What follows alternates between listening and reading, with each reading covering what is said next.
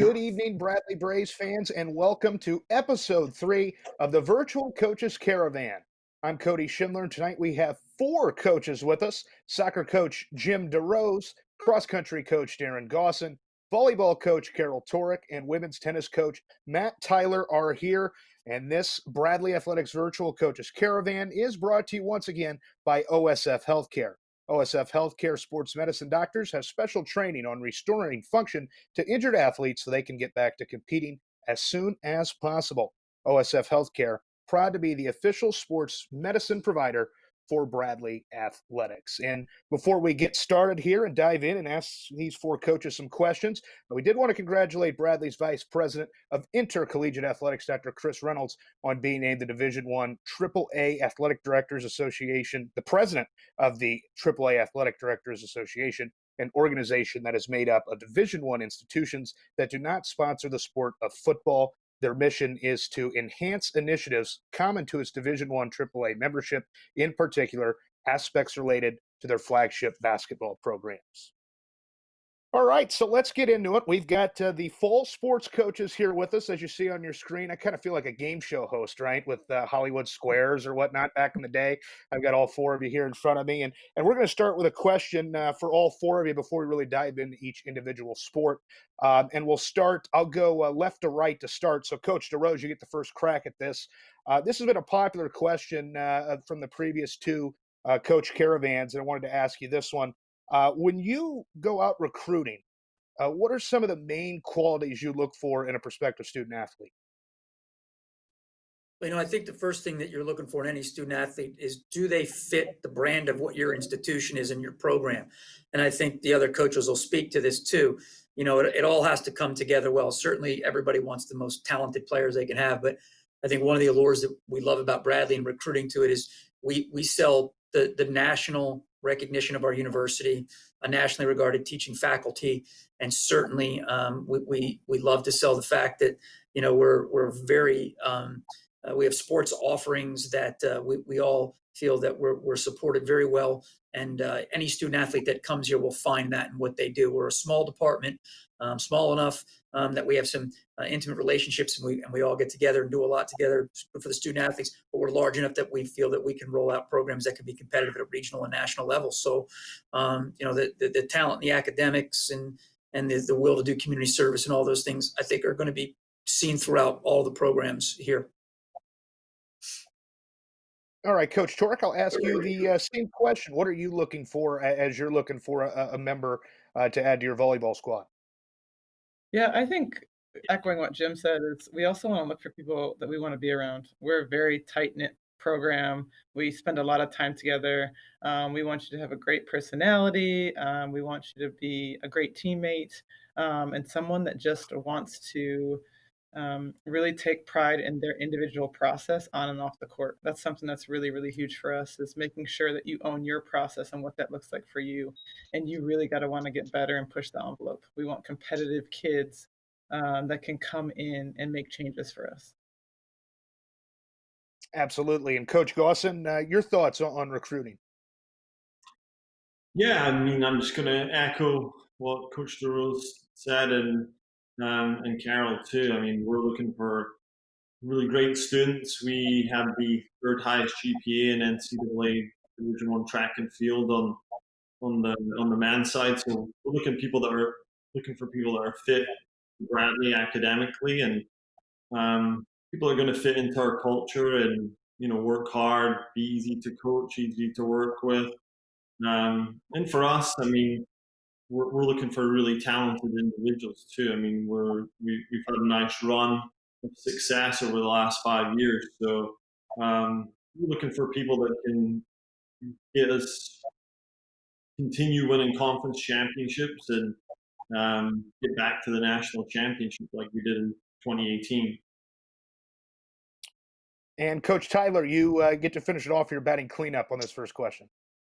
Yeah, I think for us, the most important qualities, character, who they are as people, combined with work ethic, and then the same qualities that the other coaches have have alluded to, academically strong, and obviously we're looking for the most talented athletes that we can find as well. But I think how they're going to fit in with our program, the success that we've had recently, you got to be the right person that's going to fit in with our team, with the sort of team chemistry and team culture that we've created around the tennis program. Those are probably the most important things for us.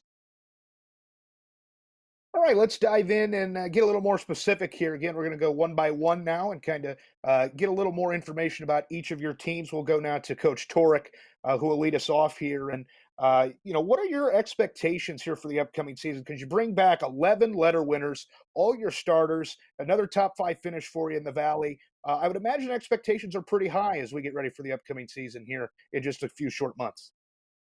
They are very high, and that's a good thing. We have some unwritten goals of competing in conference championships and going postseason. That's something that's an expectation of our program, and I think it's going to be really great to have such great leadership back in the gym with a few of the players that were added in the 2020 class, as well as transfer setter Cora Calling, who brings in a ton of experience. So we're pretty excited to get back in the gym, whenever that may be. Really have a lot of trust and confidence that our kids are crushing it right now. Our biggest message in this quarantine has been controlling what you can control. And they're all starting to get back into their gyms and really getting excited about playing. And I think this time has really made them hungry and miss volleyball more than normal. So I'm really excited to see the competitive edge and the competitiveness with a few people that we added new to some unfinished business, exiting the conference tournament a little bit too early last year. And before we jump on to Coach Gosson, I wanted to follow up. You talked about postseason play, and a couple years ago, you got the first postseason win in volleyball history there, knocked off Bowling Green. Uh, how does that, getting a little taste of the postseason, how has that kind of changed the mentality of the team maybe over the last couple of years? I mean, when you have a taste of it and you experience it, you just understand that much more what you're fighting for every day. In the summer workouts when nobody's watching, in the off season, and those type of things have really catapulted us forward. And I thought we could have made a little bit more of a run last year, minus some injuries. So super proud of fighting through the adversity. But there's nothing like hearing your name getting called on a selection day. And we have to qualify for our conference tournament as well, have to be 6 out of the 10 teams. So there's just nothing like that sense of accomplishment and really being able to work through those goals and work through that mentality as a group. So it's pretty fun. Coach Gosson, we'll go to you now, and of course, you also chip in with the track season as well, and that got cut short, obviously. So, how are you keeping in touch with your athletes and your team and trying to train here during this downtime? Yeah, I think the same as everyone. I didn't even know what Zoom video was in December. Now it's what everyone. I wish I bought some of that stock back in December. I would have made a lot of money. But a lot of Zoom, a lot of Google Meetup. Um, we have our WhatsApp group text. So yeah, just keeping in touch with our athletes. We have our, our team meetings that we do. We have group meetings. We have individual meetings on video. So a lot of recruiting through that too. Yeah, so I mean, we thought we could have a track season, and it escalated a little bit further to where no one had a spring semester season, and some of our athletes we thought might be able to run some summer track races, and across the globe, all our athletes haven't been able to compete there. So um, yeah, I think there was I think for everyone there was probably a little dip in motivation because you just didn't know when the next competition was going to be. And I think for all our coaches here, even for a while there, fall was in question. So I think now we're feeling a little bit better about fall sports. They might be a little bit different to what we were last year, but I think that definitely helped motivation of our team, and we're getting ready for another season. So yeah, it's been good.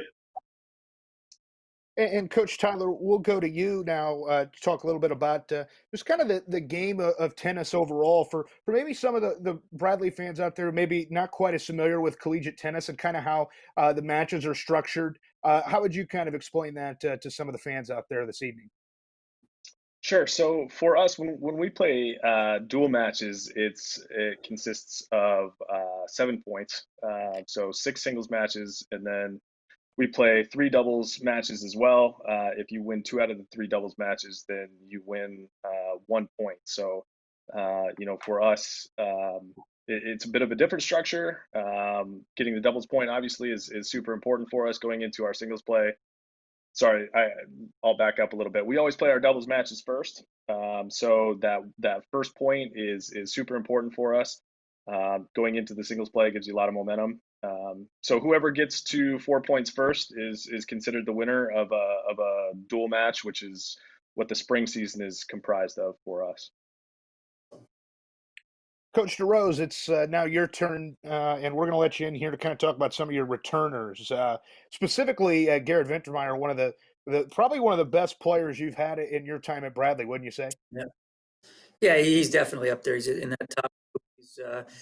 He's excited to come back. He's in Germany right now, and I think with the pandemic, as many of our other coaches were talking about, is we're hopeful that he'll be able to come back into the country, and we hope that he'll be able with our other international students that you'll be able to see him on the field and at the start of the season. But yes, he's a truly talented player. First team all conference, all region.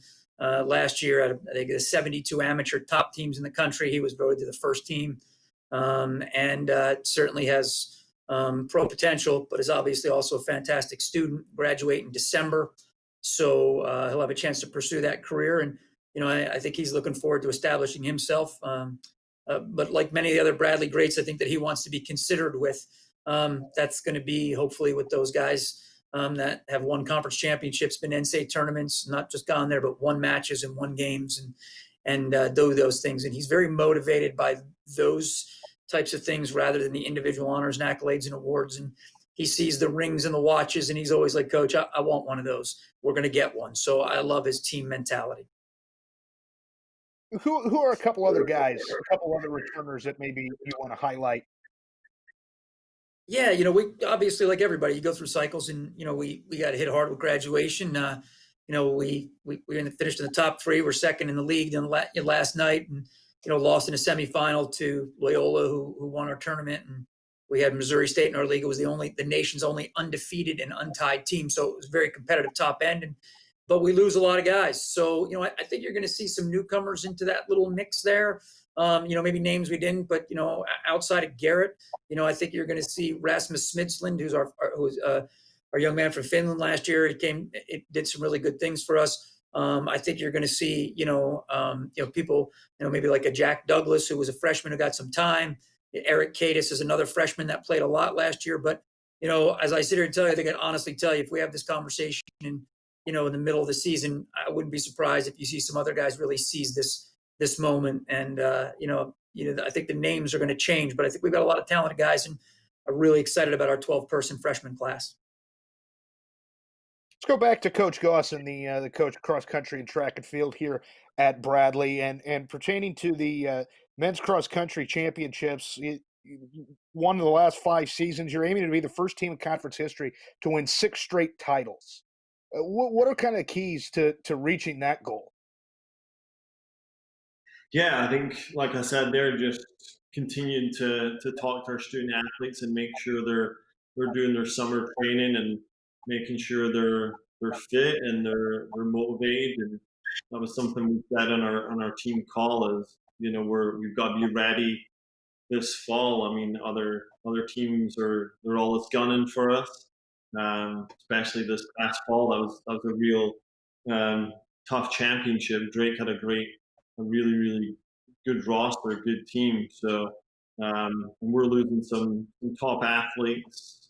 Jake Hoffer, who's a 4-time All-Region, is going to be gone. His twin brother Luke, two athletes that were key in us qualifying to the national championship. But we're deep. We've got some really good athletes that are coming through that we've redshirted, and we've got a great recruiting class coming in as well. Coach Stoltz did a tremendous job recruiting some top athletes. So we'll be in a good position this fall. But yeah, we just need every week. We need we're looking forward to. I'm sure everyone else is the normality, getting back to the structure of training and developing our student athletes toward what the goals are. So we're just excited for that.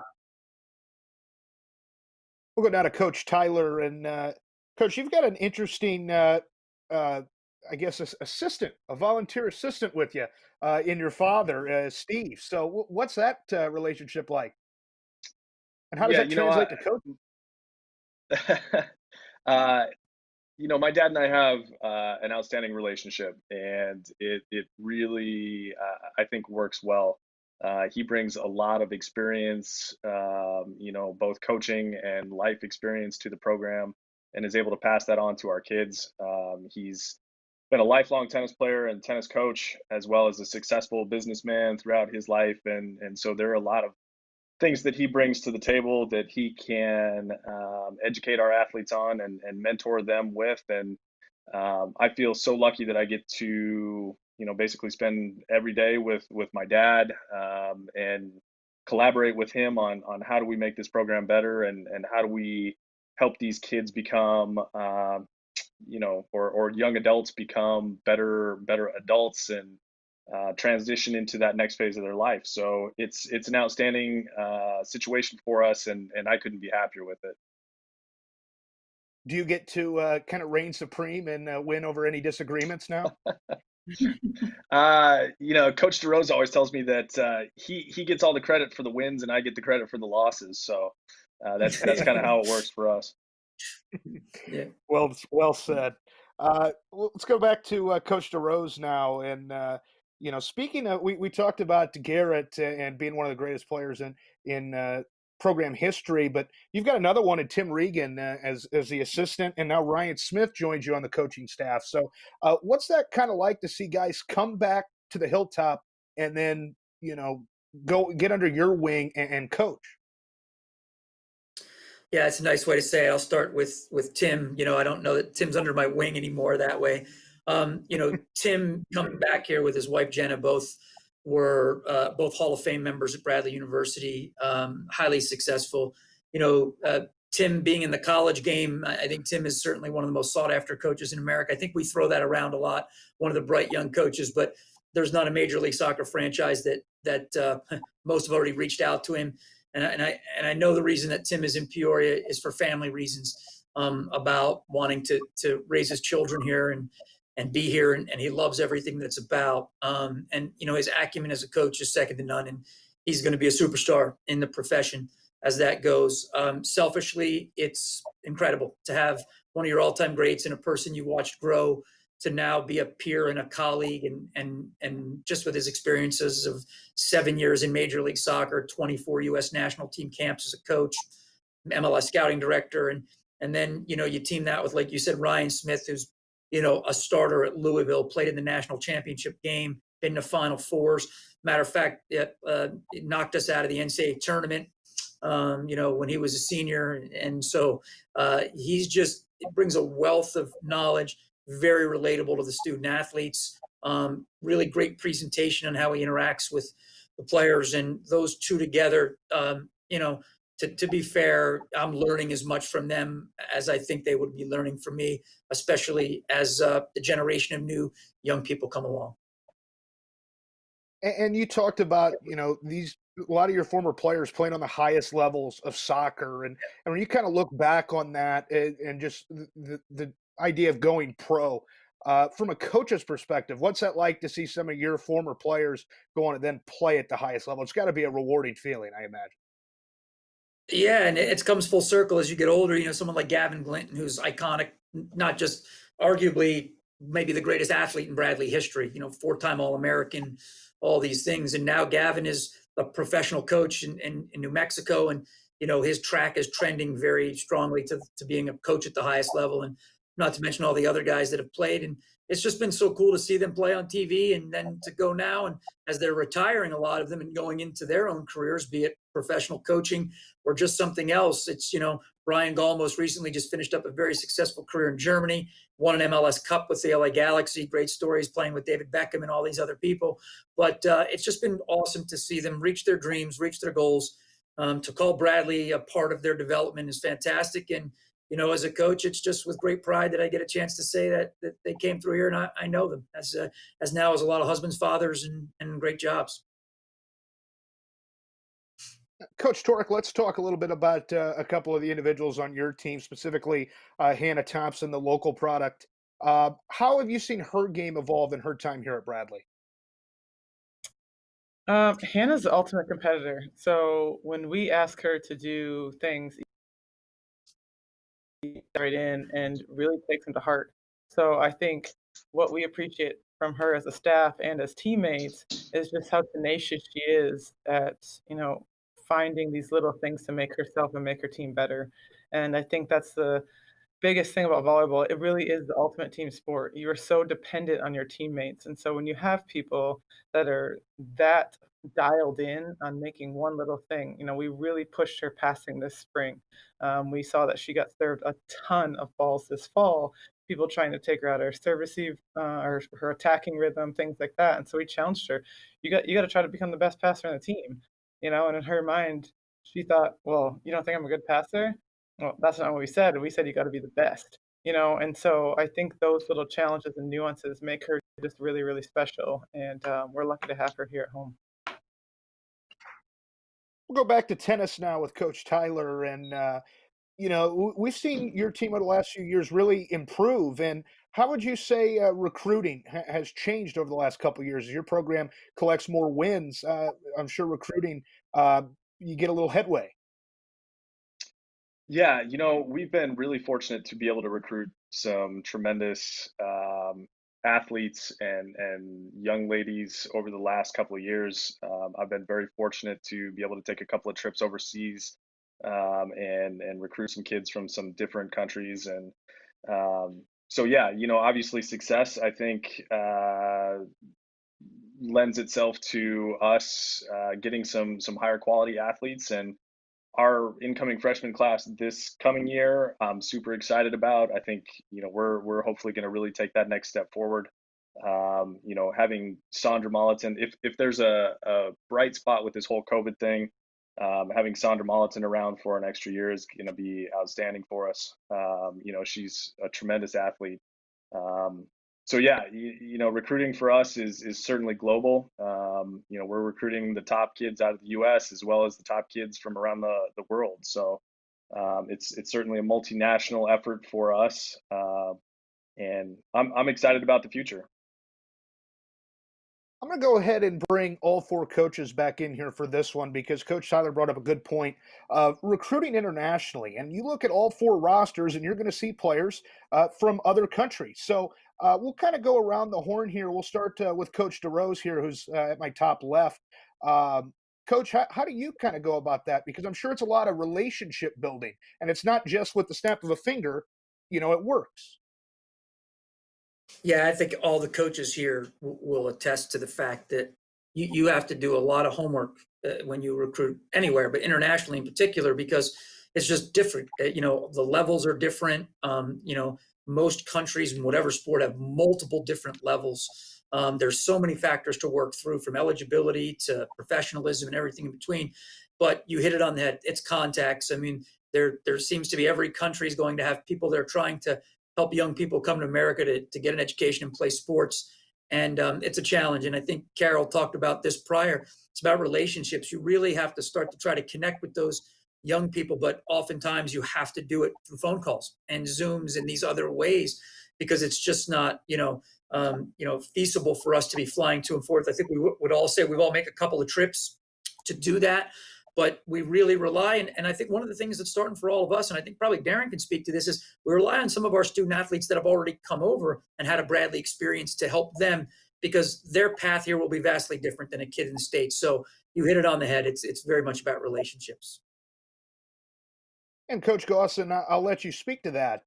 Kind of a Bradley pipeline of sorts. How does that kind of really help in the long run? Well, I'm from Scotland, so that probably helps there as well. You know, being from Britain and having connections there. One of my good friends I compete with, he's the head of.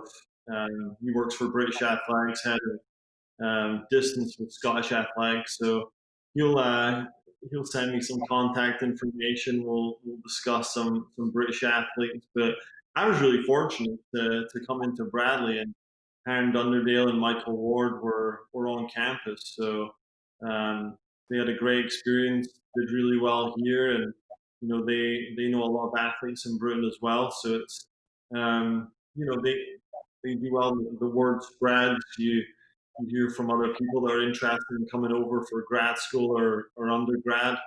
Um, but you know, this year we've got two German athletes. We've got an Australian athlete coming in.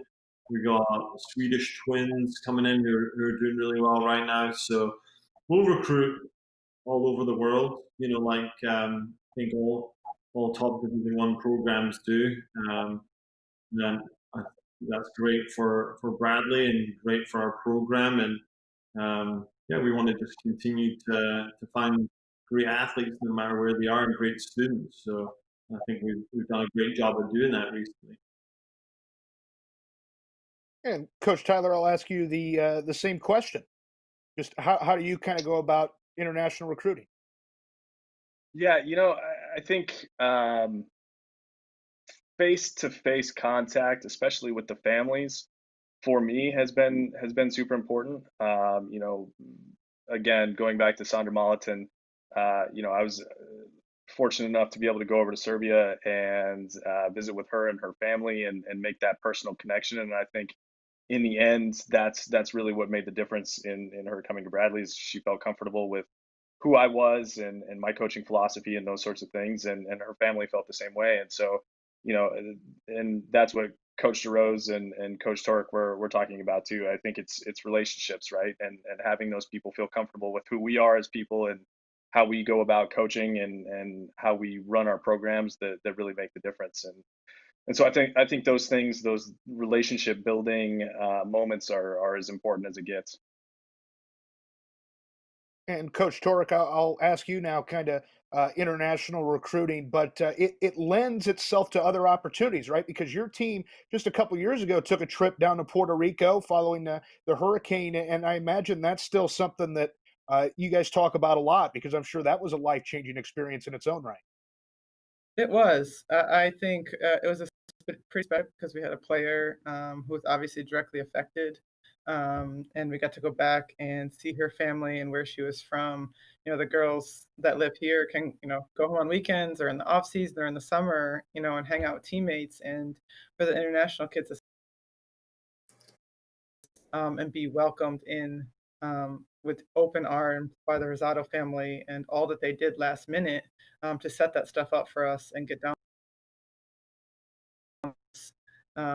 as well as get to do some sightseeing. It really was a trip of a lifetime. And I think to go off what the other coaches said, that relationship building, but specifically to volleyball, it's just a different type of game. They have less subbing. They have to know how to play the whole entire game. So they just bring such a different experience than maybe some of the kids that we get from the States. For example, they only get 6 subs. So once you go in and out once, I mean, you're almost through half your subs. For us, we get 15, so we can have people flying in and out. We can run two-setter system. We can put someone in as a serving sub. When international kids kind of hear that, they're like, wait, what? I'm like, yeah, you don't have to play back row. You can just get in and bang in the front row. We can put a DS in for you in the back row. So they just bring a different type of style into the gym. And a lot of times they're very, very mature. We have a kid coming in from Turkey. She rides the bus an hour and a half each way to school every day. So they have some different life experiences that really lends to some pretty cool things on the team. Absolutely, and your program was certainly one that they got to take advantage of it, and it was a great moment for sure. So, Coach DeRose, earlier you talked about your 12 newcomers. How do you kind of see a couple of those guys shaping up, and you see a couple guys right off the bat might make a big impact for you? Yeah, we're going to need him to as well. Like I said, we lost a lot of talented players that had been here 4 and 5 years with some of the red shirts. So certainly we're going to need them. And one of the things difficult during this time, and I think all the coaches can do it. Try to have a Zoom call and you try to talk to players, but we spread over 7 to 8 time zones. So to try to get everybody together. So these freshmen we've been trying to work with a little bit more to try to get them during what we can do with the new NCAA rules. There's some virtual things that we can do, trying to bring them up to speed on some of the identity pieces when they get here. That always takes them a little bit to go. But, I think there's a couple of kids that, have a chance to make a difference. But again, I think like most of the people said, we're going to be waiting on a couple of visas, things to clear from players from Europe. And that's going to be a big challenge because I think those two players in particular are players, or players that we hope to get over here as well as the returning players. But I think, we have a goalkeeper transfer from the University of Washington that's elected to do his 5th year here. And his name's Bryce, and we think he's going to be hopefully compete for a spot right away, and we'll really need that. And for the sake of time, we'll go into a bunch of other ones, but I think we've got some talented kids, and it's a really geographically spread out kids. We have kids from California, Nevada, Europe, Texas, and then the Midwest as well.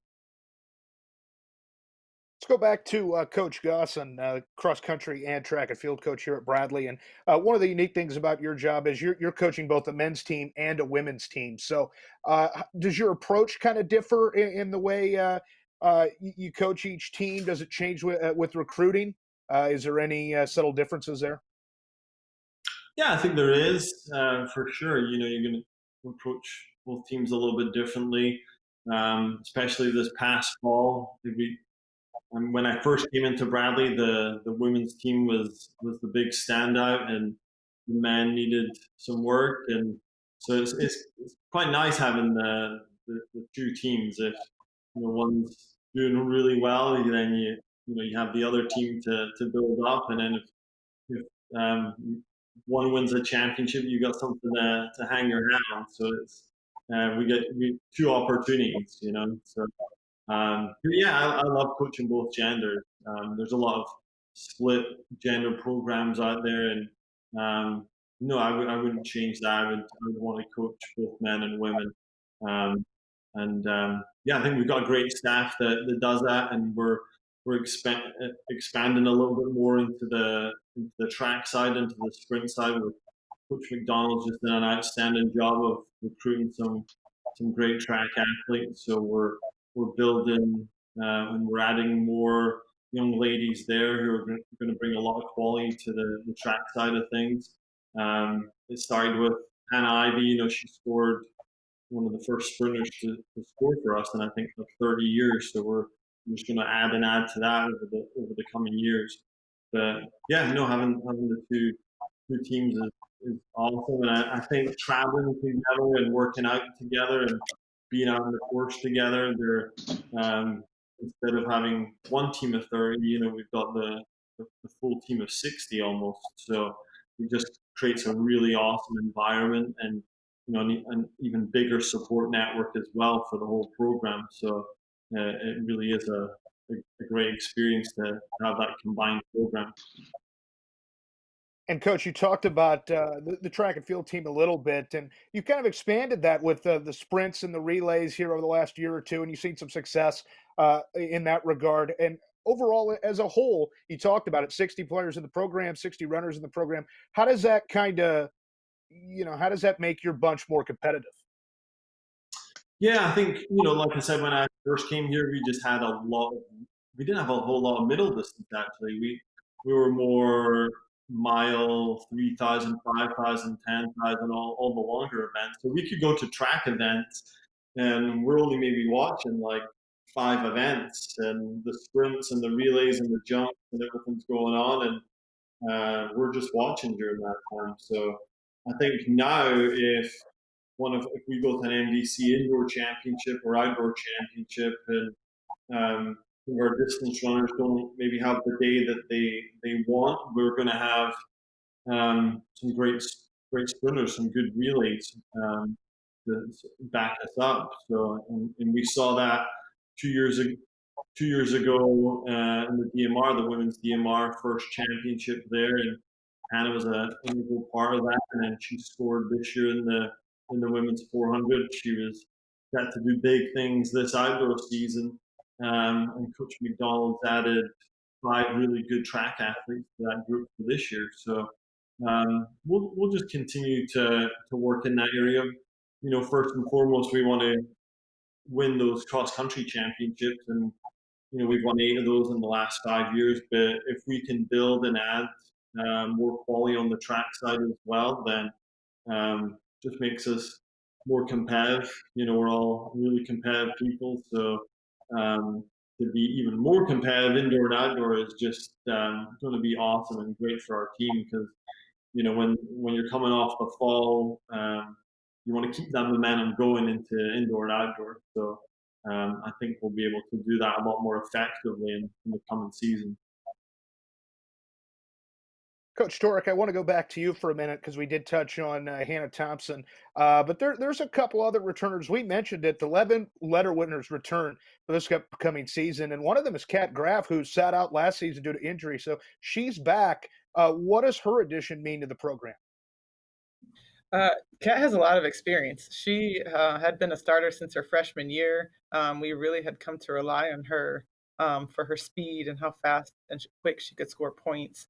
And I think she had a tough year sitting out on the sideline and is really, really hungry to get back in. But she did a really, really awesome job of mentoring 2 freshman middles that did a lot for us last year. You saw one of them, Rhiann Bergman, on the all freshman team. Kerrigan Coggins, really, really tight group. And a really, really competitive group. So we're really excited to have that group specifically back in the gym and get some more points out of them. You know, we're really outside heavy with Hannah Thompson and Rachel Prenger, and really looking for those middles and that middle step up and take over a little bit, if you will, because I think they'll help our team evolve even more. And you touched on Rachel's game as well, and her game's evolved quite a bit from her freshman year, and she's turned into one of the best attackers on the team. Yeah, she has. She's a really, really athletic player. She got recruited by a lot of basketball programs out of high school, chose to give the nod to volleyball, which obviously we're very appreciative of. Um, so she really gets up and gets after it. And when she's on, she's got a lot of shots and very deceptive player. And her game has really evolved this spring as well, with the addition of our assistant coach Dylan Ross, really taking those outsides under his wing and pushing them to get even better. Wider range of shots, you know, more competitive shots when they don't have a full swing and things like that. So really excited to see her game continue to evolve and set the tone for us next year as well. Coach DeRose, let's go back to you now because there was some news in the conference here this week. SIU Edwardsville will rejoin the Missouri Valley Conference. So you've had plenty of good battles with them over your time here at Bradley. What do you think of that addition, or that return, I should say? Yeah, it's great. Yeah, yeah, it's great having them back. As everyone knows, they're an affiliate members of the OVC, but they don't sponsor men's sports. We've had some great battles here. You know, we've won the conference championship to go to the NCAA tournament here versus them. We've played down on them in the conference tournament. You know, people don't realize that Edwardsville is one of the most storied soccer programs in the country. Multiple national championships at the Division II level before they came up, and school that is incredibly committed to men's soccer. And you know, in terms of the resources and their facilities and everything. So, you know, bringing them in, you know, really gives our league, even though we're relatively small league, 6, we played 10 games, play for it twice when they come back in next year. But you know, it wouldn't be uncommon sometimes to maybe see 3 or 4 teams from our league make the NCAA tournament, which we've had before, and them coming back in is exciting. Coach Gosson, let's go back to you talking about the women's cross country team here. Loyola ended the 2-year run there for you guys winning the Valley Championship. What's kind of the key to reclaiming that, and how does that kind of fuel the fire for this year? Yeah, it does. I mean, that wasn't fun. Where sometimes we take it for granted a little bit on the cross country side, and they were a great team and really well coached. And they had like 3 transfers that came in. We had freshman of the year. We had the second top freshman who were returning winners, but they just came in with the transfer portal was good to them. And yeah, just caught us. So we've worked really hard. I think we've gotten one of our best recruiting classes, 6 excellent athletes coming in that will help immediately. We've got some top returners with AL Data and Tyler Schwartz, who were both top 40 in the region. So yeah, we've got some work to do. We want to be ready. Want to get that championship back, and our girls were mad. They weren't happy about it, and that just fired them up since that day in Valpo throughout the rest of the fall and then the indoor season. So, but yeah, we'll do everything in our power to get that back. So it'll be fun. It'll be a fun season, and we'll a little extra energy after not having that outdoor season. So we'll be even more ready for the fall cross country season. Going to bring Coach Tyler back in now, and you kind of touched on Sandra Mollison coming back with the COVID situation and getting an extra year of eligibility. Are there any other players coming back, and quite frankly, how did you kind of handle the situation? Kind of unprecedented. Yeah, so we actually have Natalia Barberry, who was our lone senior this past season, has decided to return as well, which is outstanding. She's been an amazing leader for us and was actually our first team all conference player in program history. So we're really excited to have Nati, as we call her, returning for us. So yeah, I think we're going to be in a great situation, both, obviously athletic talent wise, in addition to leadership. So it should be a great season, I think, for us coming up here.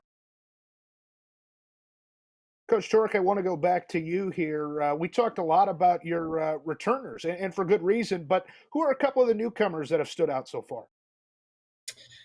We have a player coming in from Turkey, Doya. I think she brings a ton of experience. She's a really great 6 rotation player, very versatile, and works really, really hard. Comes from a really great family. I got to spend a day with her whole entire family when I was in Turkey, which made it really, really special for me to see, kind of. So on the pin position, which is, like you said, a really big group of returners. Jasmine Green, another pin coming in from the DC area. A little bit of got overlooked a little bit, so has a lot of things to prove. A little bit of a chip on her shoulder to come in and take after it, and then have a pair of teammates, Maddy Peterson coming down from Moline, who played with our sophomore setter, Carly Camlin. Started and played a lot for us last year. Really, really athletic setter. And it's going to be a battle between her and Cora, our transfer from Wichita State. And so just excited to see the depth in our positions and for them to compete it out. And that's a big thing for us. The best 6 will play no matter what year you are. So really looking for it to be a really, really competitive gym atmosphere this year. And I know you guys are all getting excited for the upcoming season, but I'll bring all 4 of you back in here. As you kind of look back on last season, is there a moment for everyone that maybe stands out? We'll go in reverse order this time. We'll go to Coach Tyler first.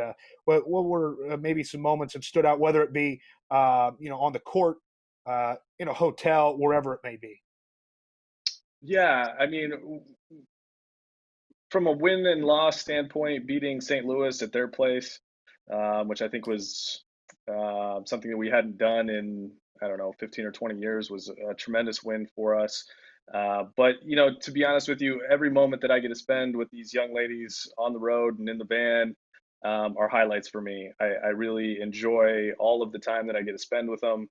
I was super disappointed that our season got cut short. This past season, a year ago, we finished second place in the conference, losing only to Illinois State, and that was a 4-3 loss for us. So we lost by 1 point. So it was a bit of a heartbreaker for us. So we were really, really hungry to kind of turn that around and compete for our first ever conference championship. So I think in the conversations that I've had with our athletes, they're as fired up as they can be to get back on the court and get back to work and kind of finish all of that unfinished business that we left out there this past season. So yeah, hopefully everything gets back to normal soon and we're right back to work. Absolutely. Now, Coach Gawson, I could probably guess your favorite memory, but I'll let you speak here on your fondest memory from the previous season.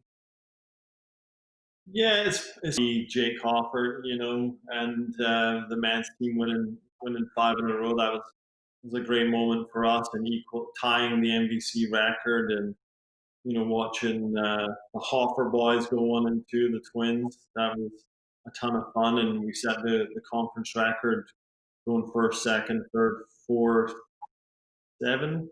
So that was a big experience, and yeah, and then all the fun times, like Coach Tyler said, the bus rides, or I like to laugh and joke at practice, so not having that camaraderie on a Sunday practice or at the track or on the cross country course the last few weeks, months, it starts to get old. So I was saying on our group call, it almost feels like we've had our summer there in our last team meeting call. I'm like, yeah, it feels like about now, at the 3-month mark, that we're ready for the season to start, but we got to wait another like 10 weeks. So there's only so many Netflix shows you can watch, right? So I think we're all ready to get back to normal. Yeah, so I'm excited just to see everybody and start training, and yeah, it's gonna be good. Well, I hear that. I've hit the Netflix pretty hard over recent weeks, so I can vouch for that for you. I did give up on Tiger King after like 2 episodes, so I just couldn't do it after. Really? How could you not? Really? Yeah, I did like 2.5, and then I was like, yeah, I can't. There's got to be something. So I ended up I finished Ozark and then started watching Billions on Showtime. So maybe I should get back to it. I'm probably going to miss out on like every inside joke and conversation this fall. So I've got like 10 weeks to finish it up. Yeah, plenty of time to still get back on the grind. Coach DeRose, your favorite memory from the past season? Yeah, remember, I'm getting old now, so I'm in a quarter century into being the head coach here. I think, and it is, yes, always you want to be like, yep, you always want to, what we say, play meaningful games in the last weekend, and or lose a game 2-1 to the team that's hosting the Valley tournament, and they go to the NCAA tournament, and that's great, and we had a top finish in the league. Those things are great, but I think what I'll remember personally for me is just some of the guys in our program that overcame some things that just make me sit on the bench and look out there, and just, a kid like Nathan Wisby, our goalkeeper, who, tore an ACL and then comes back and rehabs from it. And a year ago breaks his arm and ends his season again to come back and have a great season. A guy like Waleed Karat, who basically had a broken bone in his foot that cost him his first 2 years. He redshirted, just stayed with it, just grew tremendously. Probably at some point never thought he'd see the field or be it, and goes on and becomes an all-conference player. And guys, Jelon Johnson, redshirt guys that didn't figure but stayed with it and became full-time starters and players. And I can go on, about guys like Jacob Key and Jack Lang that had season-ending injuries or just to do it, and David Cavago, just so many people that overcame such, just real physical hardships to just get on the field, paid their dues, paid their times, and then helped us to do some pretty darn good things. And as a coach, when you've been in it for a while, that kind of suffering, if you will, and those people that go through those, and the hours and hours and hours in training rooms, in doctors' offices, surgeries, MRIs. I've always said, people have heard me say this, I don't think enough people really understand what these young men and women put their bodies through as Olympic sports, without any TV, without any glory, without anything in and it is proverbially for the love of the game. They do it because they love it, and it hurts and it's hard, and they keep coming back and they keep doing it.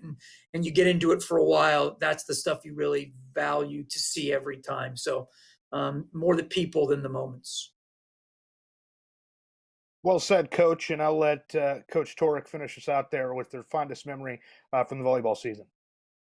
I would say one of the big ones for competitive styles is sweeping Illinois State or I-74 rivalries in 5 sets to obviously win the conference tournament and go to the NCAA. So I think it was kind of twofold. You know, you kind of clench your fist a little bit, like that could have been us. So some good motivation going into next year.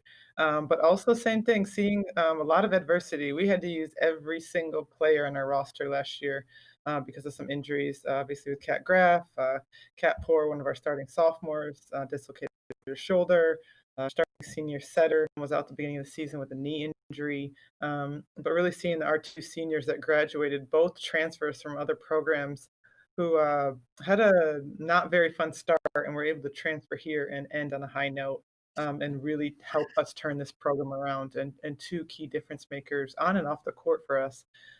So I think the only other thing I guess I can speak to a little bit on the fun side is we started every practice kind of in the carousel. You had to bring your own song and dance move to practice. I think every coach here knows that every student athlete here takes school very, very seriously. And we were struggling to let go and turn our minds to volleyball. So we were like, all right, if you guys can't do it yourself, we're going to do it for you. Coaches participated. I think anyone walking through the gym probably thought maybe we were crazy. DeRose walks through on his phone all the time. So you may have caught a few glimpses of those and the basketball staff. But again, just have fun. Like volleyball's supposed to be fun. And if you want to compete and work really hard, you can have fun doing it at the same time. So I thought that was a really fun tradition we kind of started last year that we can hopefully continue. I just want to ask Who Coach had Tarr the what dance move was. My yeah? dance Who move? had? Yes. Well, our best dancer hands down on the team is Carly Camlin. I mean, the kid, who she will tell you has never taken a dance class in her life. It's just a natural dancer. And then we had some pretty random ones that we will just let stay in the gym. Well, there you go for the other three coaches here on the chat. Maybe break out some dance moves for the upcoming season. It works for volleyball. So. That would be the day with DeRose. That would be the day. Yeah. You'll never see it. Keep dreaming. All right. Well, the last question for you guys comes from Coach Gorski, and we had her on last week. And as we were getting off the Zoom meeting here of sorts, I asked her, what would be her question for you guys. So all four of you, I'll start with Coach DeRose here. She wants to know, on your schedule, what is one game or maybe one event that stands out where she can get her team out there to help cheer you guys on? Yeah, hopefully we're pretty lucky in the fall because Carol and us are kind of the first thing that launches in terms of a team sport until Darren can host the Open and things like that, and same with Matt. But home opener is always a great event. Certainly homecoming is it, and then obviously the conference. But I think what people don't realize about our program maybe is we finished in the top 10 in the nation this year in attendance for private schools. We sold close to 600 or 550 season tickets for men's soccer. That's among the top in the country of any program, ACC, Big Ten, Pac-12, anywhere. And a lot of that went to local non-for-profits because of the graciousness of our people. So to answer Andrew's question, I would say homecoming is always fun because they can get to the things opening weekend. And then the Danny Dahlquist Memorial Game is always a really great time. And, everybody wants, but if Missouri State's coming to town this year, it would be like having Kansas basketball coming to town to some degree. Like I said, an undefeated, untied team, top 5 in the country. When they come, that's going to be it. So I would say that those couple of 2-3 events. But I think the one thing I would say to Andrew's point is that we do such a great job here of the student athletes supporting one another, and that's what makes it so cool to see. Me sit here and see a lot of the newer coaching, all of them having success so that all the student athletes get a chance to be part of that. So long answer to a short question, but we'd love to have you out when the weather's nice for everything. Coach Gawson, what couple events do you guys have on the calendar? I don't know if you have any dates specified yet, but there'll be a couple of home meets. Yeah, we always have the Bradley King Classic, middle of October. That's also a big one. 2 years ago, I think we had 1,200 runners, over 100 teams at that. So that's always the one to get out and cheer and support our teams. But NBC Championships over in ISU in Bloomington. So if people want to jump in the car and get over there and help support us for the championship, then that would be the one to circle for sure. And Coach Tyler, kind of the same question again. I know dates, might be not necessarily finalized yet, but are there a couple of matches you're looking forward to? Yeah, absolutely. Any of our conference home matches that hopefully, fingers crossed, we get to play outdoors at the Markin Tennis Center are great events to come out and watch. It's easy for the general student body to get to because we're right on campus.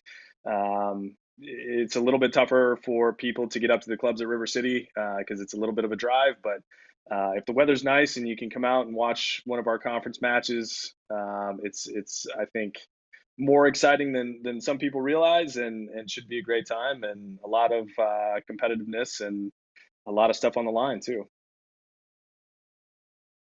And Coach Torek, I'll let you finish up the evening. Yeah, I think home opener is always a good one, and I actually have a really great just picture in my head of the women's basketball team coming to one this past season, and they're always very lively at games. So I really appreciate what they do for us, and as well as everybody else. I mean, Coach DeRose has his boys out sometimes when they're home, which is always awesome. And I think this year we're really, really itching and gunning for UNI. We lost to them in a close five-setter here. We have not beaten them in my going into 5 years here, so it'll be a big game at home that our kids and our players are really wanting to get after. And then I think the other big one is, of course, always Illinois State. We always battle with them and have a really, really great rivalry with them.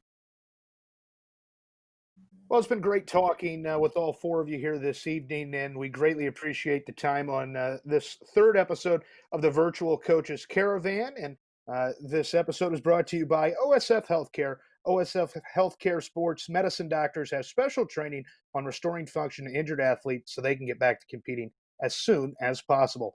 OSF HealthCare, proud to be the official sports medicine provider for Bradley Athletics. Coaches, thanks again for your time, and to the Bradley faithful out there, thanks for watching. We'll see you again next Thursday, the 25th, when we wrap it up with the Spring Sports Caravan. So thanks for watching, and have a great rest of your Thursday evening. Thanks, everybody. Thank you.